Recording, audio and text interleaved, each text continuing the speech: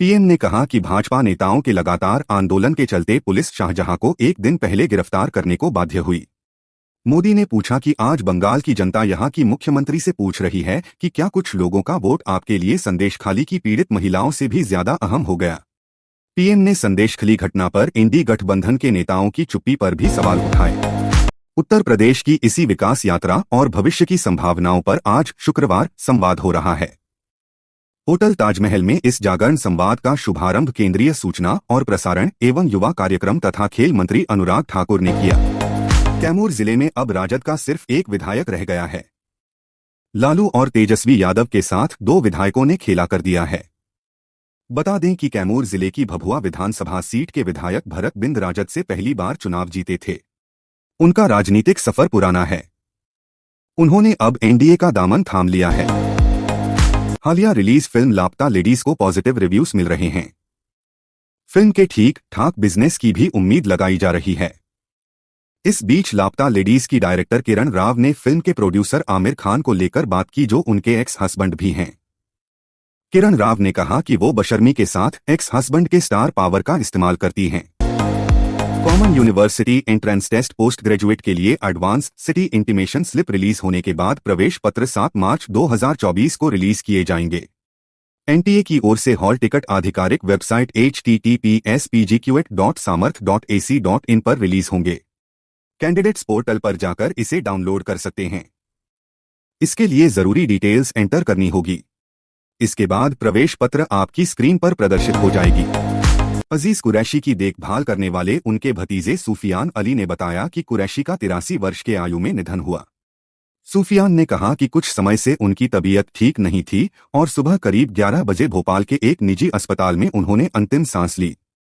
अजीज कुरैशी ने उत्तराखंड, उत्तर प्रदेश और मिजोरम के राज्यपाल के रूप में कार्य किया था। लोकसभा चुनावों से पहले भारतीय जनता पार्टी ने अपनी रणनीति को आखिरी रुख देना शुरू कर दिया है। शुक्रवार को उत्तराखंड बीजेपी ने 4 प्रवक्ताओं की लिस्ट जारी की है। चुनाव के ऐलान से ठीक पहले ये लिस्ट आई है। तीसरी बार लोकसभा चुनावों में भारतीय जनता पार्टी उत्तराखंड में विजय हासिल करने के इरादे से उतरेगी। आसाराम बापू को आज सुप्रीम कोर्ट से झटका लगा है। शीर्ष न्यायालय ने स्वास्थ्य आधार पर दुष्कर्म मामले में सजा निलंबित करने की आसाराम बापू की याचिका पर विचार करने से इनकार कर दिया है। सुप्रीम कोर्ट ने आसाराम को पुलिस हिरासत में महाराष्ट्र के अस्पताल में इलाज कराने के लिए राजस्थान हाई कोर्ट जाने की सलाह दी है। ओडिशा से अयोध्या जाने वाले राम भक्तों के लिए बड़ी खबर है। जयपुर दर्शन नगर आस्था स्पेशल ट्रेन 5 मार्च को चक्रधरपुर रेल मंडल से गुजरेगी। राम भक्तों की सहूलियत को ध्यान में रखते हुए रेलवे ने 4 मार्च को जयपुर दर्शन नगर आस्था स्पेशल ट्रेन के परिचालन का फैसला लिया है। यह ट्रेन 1520 किलोमीटर की दूरी 3320 घंटे में पूरी करेगी। 45 वर्षीय बैरिस्टर गोहर को गुरुवार को निर्विरोध पार्टी का अध्यक्ष चुना गया और वह पार्टी में इस पद पर 2 बार चुने जाने वाले एकमात्र नेता बने। पूर्व सत्तारूढ़ पार्टी बलूचिस्तान के राष्ट्रपति पद के लिए क्वेटा में एक संगठनात्मक चुनाव आयोजित करेगी। मालूम हो कि 8 फरवरी के आम चुनाव में पीटीआई समर्थित निर्दलीय उम्मीदवारों ने 266 सदस्यीय नेशनल असेंबली में बहुमत सीटें जीतीं।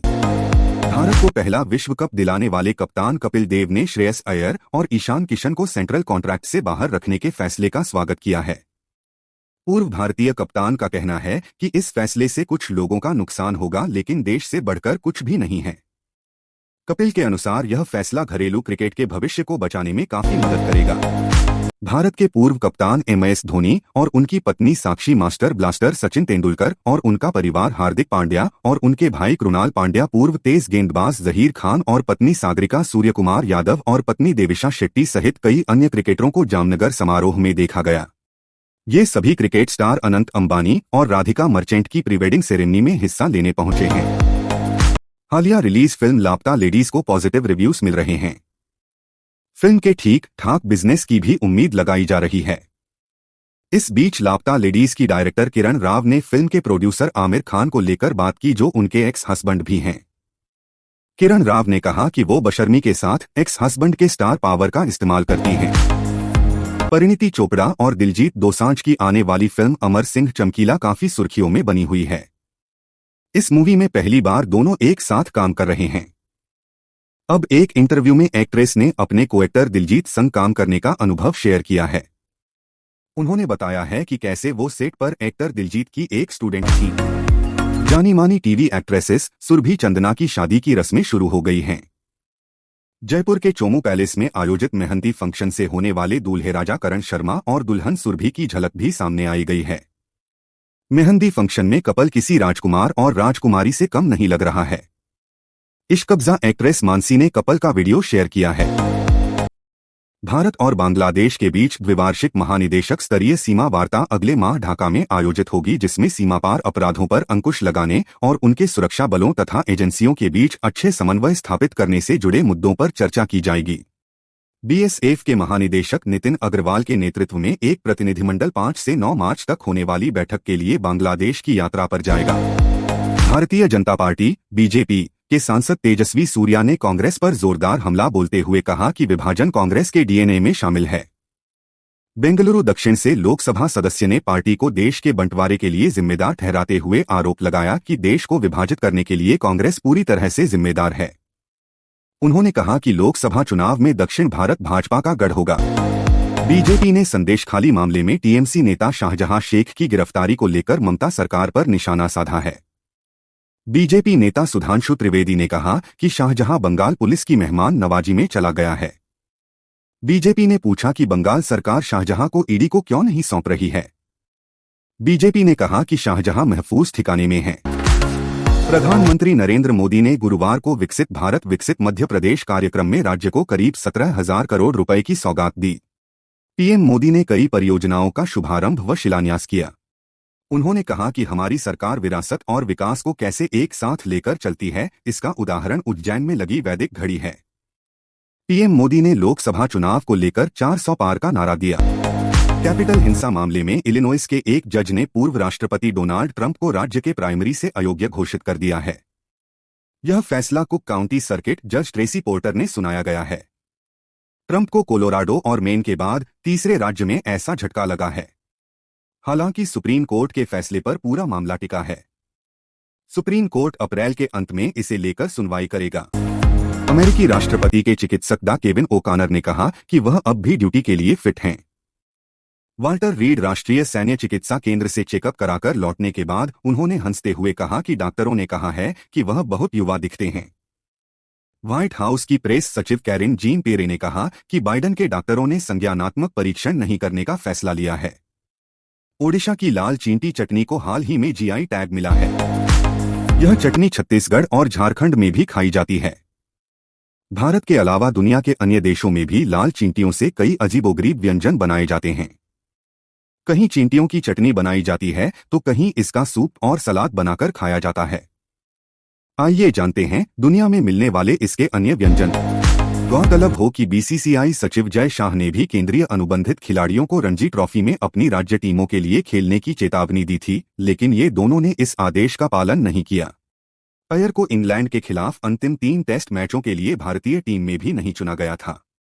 सेंट्रल कॉन्ट्रैक्ट में युवा खिलाड़ियों को शामिल किया गया है। कीर्ति आजाद का मानना है कि भारत के अनुभवी खिलाड़ी विराट कोहली और रोहित शर्मा को भी घरेलू क्रिकेट में हिस्सा लेना चाहिए।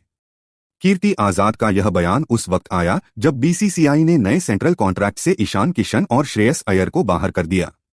इससे पहले किशन ग्रेड सी और श्रेयस अय्यर ग्रेड बी का हिस्सा रहे थे।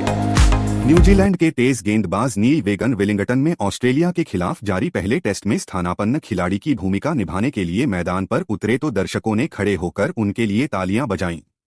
याद दिला दें कि 37 साल के नील वेगन ने हाल ही में अंतर्राष्ट्रीय क्रिकेट से संन्यास की घोषणा की थी।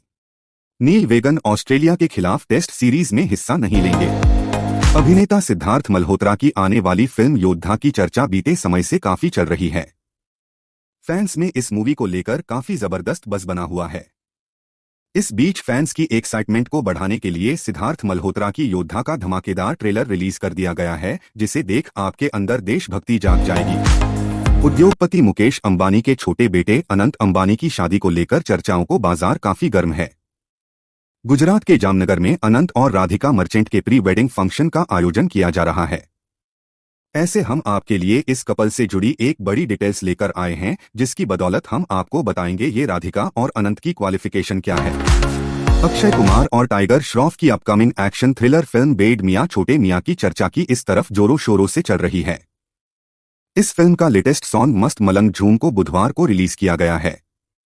इस बीच सोशल मीडिया पर अक्षय का एक लेटेस्ट वीडियो सामने आया है, जिसमें वह भारतीय क्रिकेट टीम के खिलाड़ी शिखर धवन के साथ इस सॉन्ग पर नाचते दिख रहे हैं। फरवरी को नेटफ्लिक्स इंडिया ने कई नई वेब सीरीज की घोषणा की, जिसमें कपिल शर्मा का show singer Yo Yo Honey Singh, famous Shabana और ज्योतिका की Dabba cartel IC 814 the Kandahar hijack से लेकर लीला भंसाली की हीरा मंडी और रवि किशन मामला लीगल है का नाम शामिल है। कपिल शर्मा और सुनील ग्रोवर की जोड़ी 5 साल के बाद फिल्मी पर्दे पर लौटने के लिए बिल्कुल तैयार है। नेटफ्लिक्स ने कपिल शर्मा, कृष्णा अभिषेक और सुनील ग्रोवर के show the great Indian Kapil show का टाइटल रिवील करने के साथ ही एक प्रोमो शेयर किया। नेटफ्लिक्स ने ये भी बताया कि कॉमेडी शो कब से और कितने बजे ऑन एयर होगा।